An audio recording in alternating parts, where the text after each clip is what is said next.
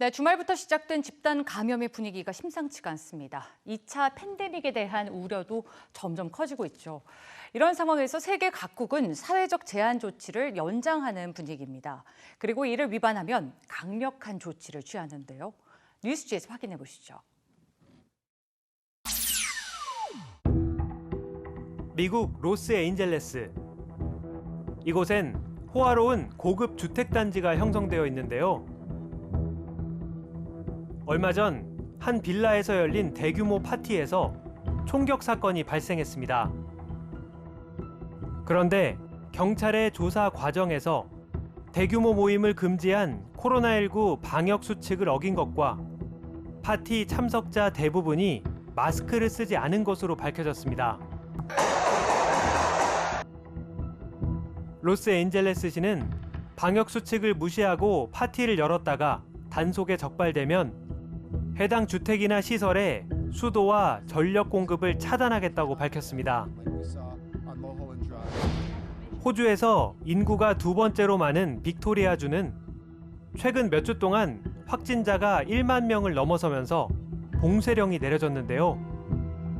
조사 결과 코로나19에 감염된 사람 중 3분의 1가량이 자가격리 조치에 따르지 않은 것으로 드러났습니다.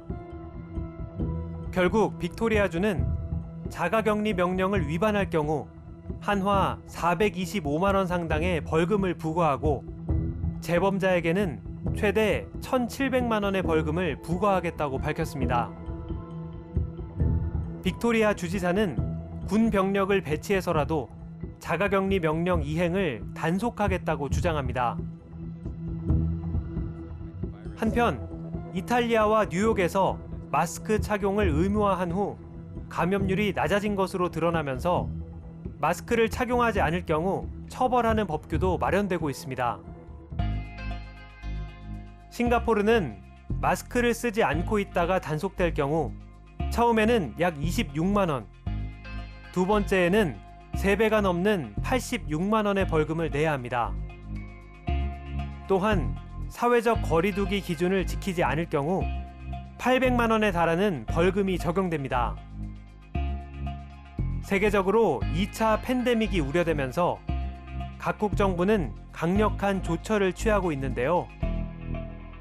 문화 인류학자인 제러드 다이아몬드는 코로나 바이러스에 대해 전 세계가 심각성을 공유한 역사상 최초의 문제라면서 함께 협력해야만 해결할 수 있다고 강조했죠.